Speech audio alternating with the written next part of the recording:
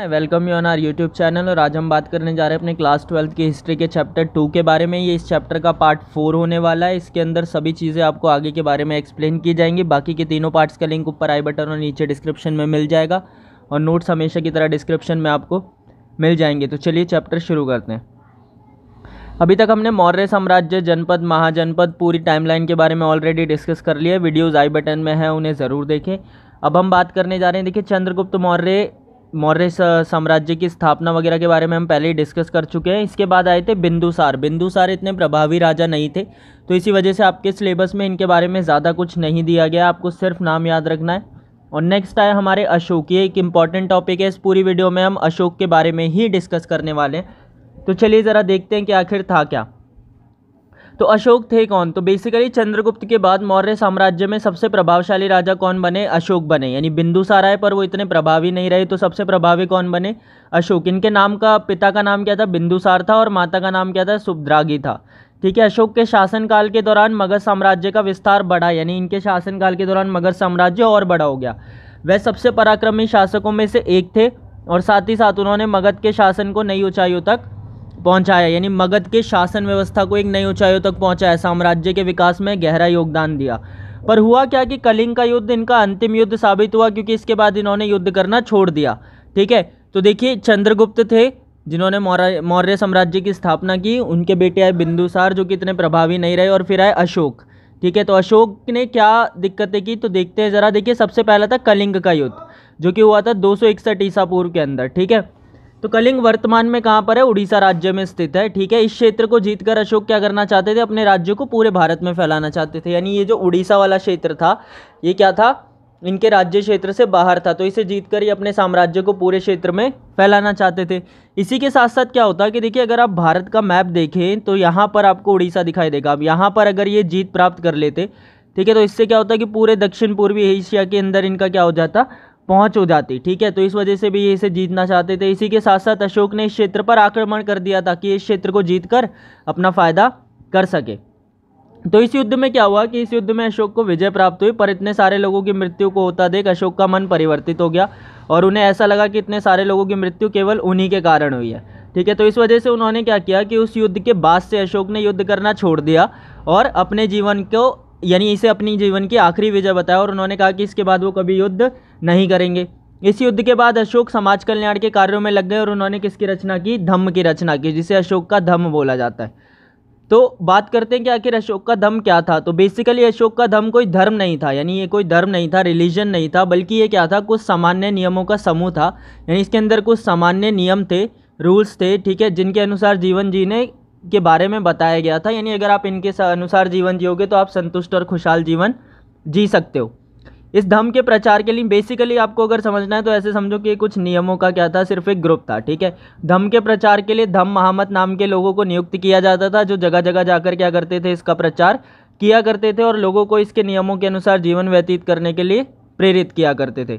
तो धम्म में आखिर था क्या? देखिए धम्म के अंदर क्या था कि अपने से बड़ों का सम्मान करें, दास और सेवकों के प्रति दया रखें, अहिंसा का पालन करें, साथ ही साथ सभी धर्मों का सम्मान करें, विद्वान और ब्राह्मणों का सम्मान करें, अपने से छोटों के साथ प्रेम पूर्वक व्यवहार करें, पाप रहित जीवन व्यतीत करें, दान करें, साथ ही साथ जन्म, मृत्यु, विवाह, व्रत आदि जैसे जितने भी रीति रिवाज हैं इन सबको त्याग कर प्रेम, दान, दया जैसे रीति रिवाजों का क्या करें? पालन करें, और समय समय पर अपने अंदर झांक कर ये देखिए कि आपके अंदर क्या बुराई है और उसके अंदर सुधार करें। तो इस तरीके से आप समझ सकते हैं कि ये कोई धर्म नहीं था, क्योंकि इसके अंदर किसी की उपासना करने पर जोर नहीं दिया गया, बल्कि उन सामान्य नियमों को बनाया गया जिससे एक व्यक्ति क्या कर सकता है? कल्याण कर सकता है।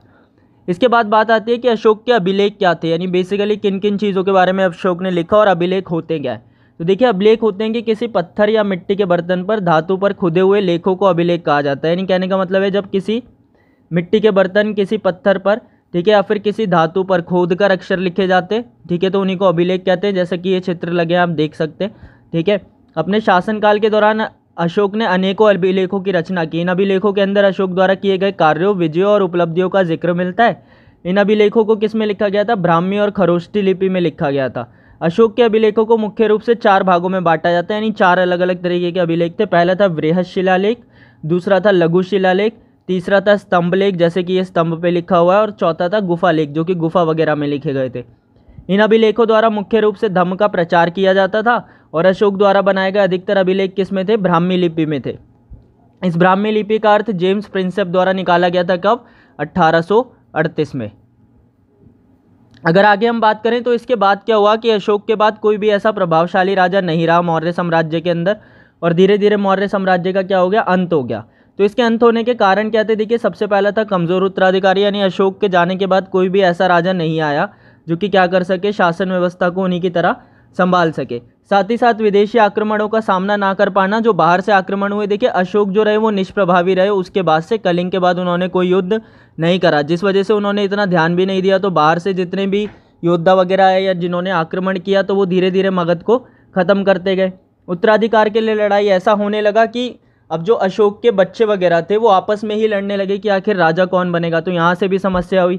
साथ ही साथ ब्राह्मणों का विरोध, जैसा कि हमने देखा कि जो मगध साम्राज्य था उसके अंदर ज़्यादातर लोग अशोक के धर्म का पालन करते थे, जिनका धर्म संस्कृति वगैरह से कुछ लेना देना नहीं था, वो सामान्य नियम थे। तो इस वजह से ब्राह्मणों का विरोध होने लगा, जो ब्राह्मणों ने नीतियाँ बनाई थी, और इस वजह से भी ब्राह्मण के विरोध के कारण मगध साम्राज्य का अंत हो गया। साथ ही साथ जो अशोक की शांति प्रिय नीति थी, यानी कलिंग युद्ध के बाद उन्होंने शांति प्रिय तरीके से व्यवस्था को आगे बढ़ाना शुरू कर दिया। ठीक है, किसी भी तरीके का युद्ध नहीं किया। तो इस वजह से धीरे धीरे मगध साम्राज्य क्या होने लगा? कमज़ोर होने लगा। और जितना भी राजकीय धन था, यानी जो उनके पास पैसा वगैरह था, वो उन्होंने सेना की बजाय अन्य कार्यों में खर्च करने पर ध्यान दिया, जैसे कि धर्म का प्रचार करना, जिस वजह से सेना कमज़ोर हो गई और अंत में मौर्य साम्राज्य का पतन हो गया। इसके बाद बात आती है कि हमने देखा कि मौर्य साम्राज्य जो था वो एक बहुत शक्तिशाली साम्राज्य था। तो इसके पीछे भी कुछ कारण रहे होंगे। तो इसके पीछे क्या कारण थे? देखिए, इसमें सबसे पहला कारण था कि जो इनकी राजधानी थी, यानी पाटलिपुत्र थी, ठीक है, वो पूरी तरीके से पहाड़ियों से घिरी हुई थी, जिस पर आक्रमण करना क्या था? मुश्किल था। इसके अंदर कुशल प्रशासक हुए, जैसे कि हमने देखा चंद्रगुप्त हो गए, साथ ही साथ अशोक। तो इन कुशल प्रशासकों की वजह से भी इसका विकास हुआ। साथ ही साथ यहाँ पर लोहे की उपलब्धता ज़्यादा थी। अगर अभी आप क्षेत्र देखें, ये बिहार और उड़ीसा के क्षेत्रों में स्थित था, जहाँ पर सभी लोहे के खाने थे। तो इसीलिए इनको हथियार वगैरह बनाने के लिए आराम से लोहा मिल जाता था। साथ ही साथ इनके आसपास का जो क्षेत्र था वो विशाल जंगलीय क्षेत्र था, जहाँ से इनको अपनी सेना के लिए हाथी वगैरह मिल जाया करते थे। और उस दौर में जिसके पास हाथी ज़्यादा होते थे उसकी सेना ज़्यादा शक्तिशाली होती थी। तो यानी हाथियों की उपलब्धता थी। जलीय मार्ग के कारण नदियों का पूरा जाल था वहाँ पर, जिससे आना जाना जलीय मार्ग के कारण क्या रहता था? सुगम रहता था बाकी चीज़ों के मुकाबले। यातायात की व्यवस्था अच्छी थी, जैसा कि हमने पिछली वीडियो में देखा था कि मार्ग वगैरह का विकास अच्छे से किया गया था, इसीलिए अच्छी यातायात की सुविधा थी। साथ ही साथ ब्राह्मणवादी विचारधारा से दूर होने के कारण क्या हुआ? सबका समान विकास हुआ, कोई भेदभाव नहीं था। ठीक है, और यहाँ की भूमि बहुत ज़्यादा उपजाऊ थी, जिससे वो क्या होता था कि वहाँ पर खेती बहुत ज़्यादा अच्छे से होती थी, और इसी वजह से ये राज्य धीरे धीरे क्या होने लगा? विकसित होने लगा। तो इन सब वजहों से क्या हुआ? मौर्य साम्राज्य इतना बड़ा साम्राज्य बन पाया। आगे अगर देखें तो ये थी आपकी पूरी वीडियो। आई होप कि सब कुछ अच्छे से क्लियर हो गया होगा। बाकी के तीनों पार्ट्स ऊपर आई बटन, नीचे डिस्क्रिप्शन में मिल जाएंगे, नोट्स डिस्क्रिप्शन में मिल जाएंगे। टेलीग्राम ग्रुप को ज्वाइन कीजिए ऐसी और वीडियोस, नोट्स और इंपॉर्टेंट क्वेश्चंस के लिए। सब्सक्राइब कीजिए चैनल को ऐसी और वीडियोस के, और लाइक करना बिल्कुल मत भूलिएगा। Thank you.